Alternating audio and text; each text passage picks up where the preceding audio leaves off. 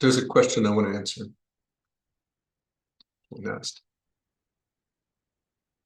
And the question is, how do I control the mind? How do I control my mind? Because of course it's this wild out of control thing, incessant thoughts and maybe intrusive thoughts, and drives emotion.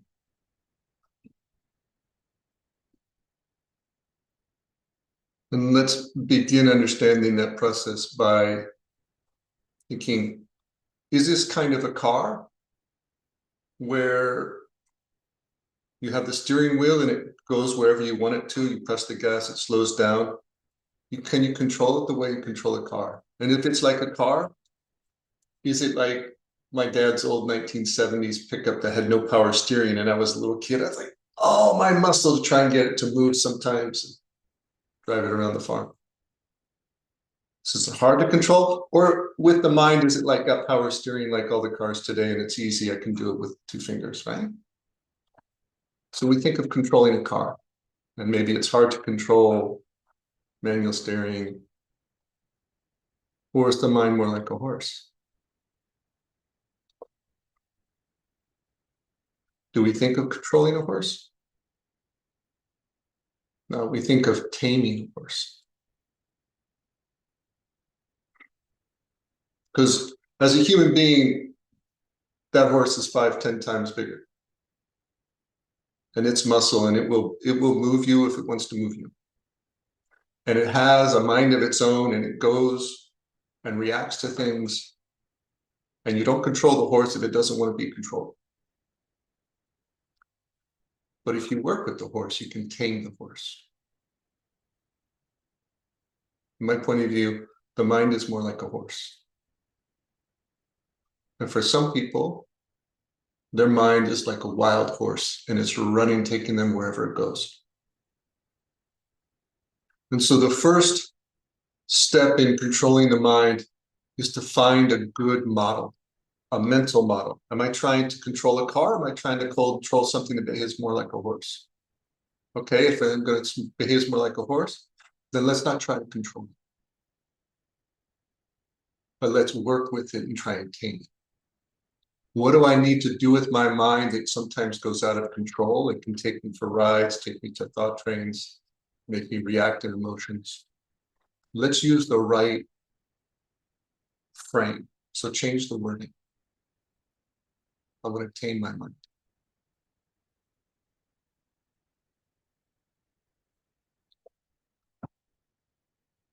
Later, we can talk about controlling the mind.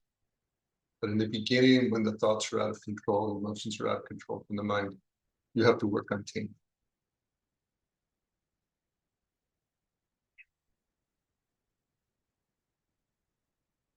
Then in this direction of controlling the mind,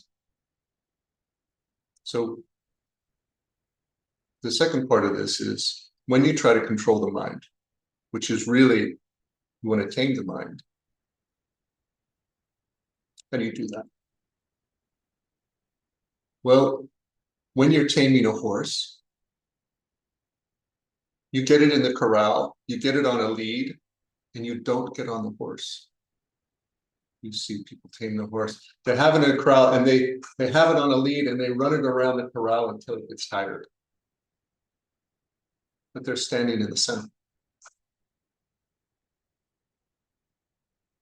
They're paying attention, they're watching the horse. But they're controlling the center. So the first step, one of the steps to how to control this mind, tame the mind, is you need to sit centered. We call it observer, witness, consciousness. And you don't have control over the mind. The mind is still running around. And that's completely normal. It's got thoughts, it's out of control. But you're on the way to taming it.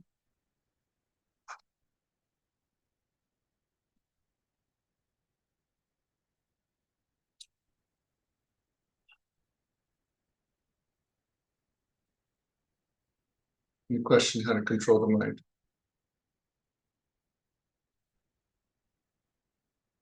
there's different parts of the mind.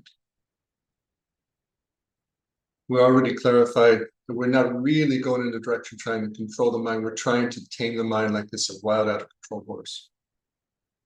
And one of the elements of the mind that you want to tame first, that you can control, or work to get control of, is attention. So while the horse is spinning around, the mind is going around in circles, and you're standing in the center, controlling your perspective, being in the center, relaxed, present, observing.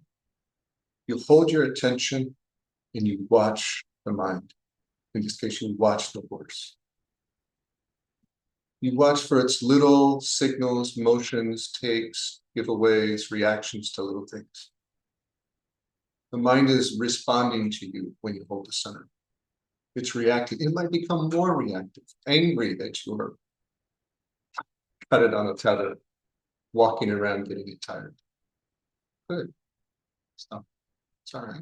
You might become tired. Good. You might give up and relax. Good. But you're watching for all these little signal changes to the mind. And you can only do it if you hold your attention. So in the direction of controlling the mind, don't think in terms of trying to control thoughts and emotions that are running around in circles. You're not trying to control that. Those will tame once you stand in the center and you control your attention. And much like the wild mind that's going around in circles, it will try and pull you into its stories and its emotional reactions and take control of you and take you for a wild ride. This is where you have to practice, get back in the center, hold your perspective, hold your attention. Okay? You can't control the wild thoughts and emotional rides of the mind. But with practice, you control your center presence, attention. And that will lead to being able to direct the mind and train it.